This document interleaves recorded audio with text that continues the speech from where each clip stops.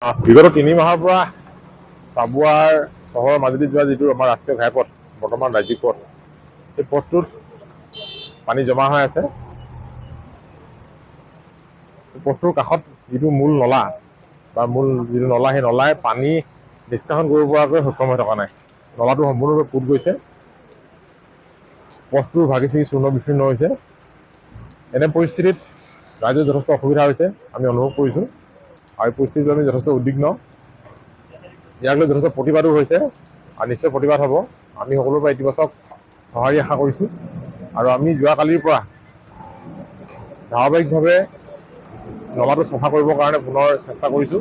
আৰু যিসমূহ অংশ, পথৰ যিসমূহ অংশ গাড়ী মটৰ চলাচল কৰাত, মানুহ অহা যোৱা কৰাত অসুবিধাৰ সৃষ্টি হৈছে, তাত গ্ৰেভেল দি বটৰগুল কৰিবলৈ চেষ্টা কৰা হৈছে।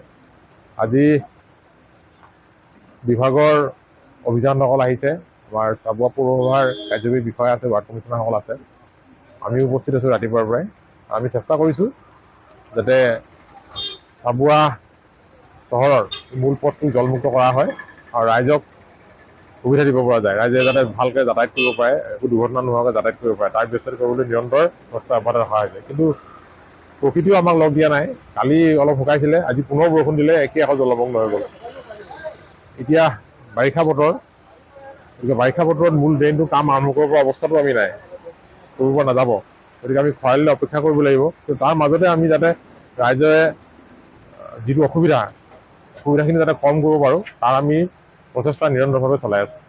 দেখা পোৱা গৈছে যে যোৱাকালি দুটামান সংগঠনে আপোনাৰ প্ৰতিক্ৰিয়া নাশ কৰি প্ৰতিবাদ সাব্যস্ত কৰিছে। এই ক্ষেত্ৰত আপোনাৰ প্ৰতিক্ৰিয়া কি হ'ব? যোৱা 3 মাহৰ পৰা ৰাস্তাটো জলমগ্ন হৈ আছে, ৰাস্তা পদূলি ভাগি গৈছে। ৰাইজৰ খং ক্ষোভ স্বাভাৱিকতে থাকিব। কিন্তু এইটো কি কাৰণত হৈছে, কিয় হৈছে, এই কথাখিনি তেওঁলোকে উপলব্ধি কৰিব লাগিব। চাবুৱাই পথছোৱা যথেষ্ট দ, যিটো নলা আছে, নলাই পানী নিষ্কাশন কৰিব পৰা নাই। আমাৰ উপনলা যিবিলাক আছিলে, উপনলাবিলাক ফুট গ'ল, নতুবা মানুহে ঘৰ দুৱাৰ সাজি নলাবিলাক আবদ্ধ কৰি পেলালে, ঠায়ে ঠায়ে নলাবিলাক আবদ্ধ কৰি দিছে। তেনে পৰিস্থিতিত পানীখিনি ওলাই যোৱাৰ কোনো ব্যৱস্থাই নাই।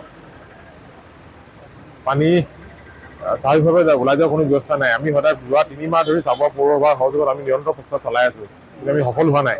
আজিও প্ৰচেষ্টা অব্যাহত আছে। গতিকে মই দল সংগঠনক অনুৰোধ কৰিম, তেওঁলোকে গঠনমূলকভাৱে কথাখিনি আহক আৰু এই পানীখিনি এই পৰিস্থিতিৰ পৰা কেনেকৈ আমি মানে উদ্ধাৰ পাম, তাৰ পৰামৰ্শ যদি কিবা আছে তেওঁলোকে দিব লাগে। আন্দোলনটো শেষ কথা নহয়।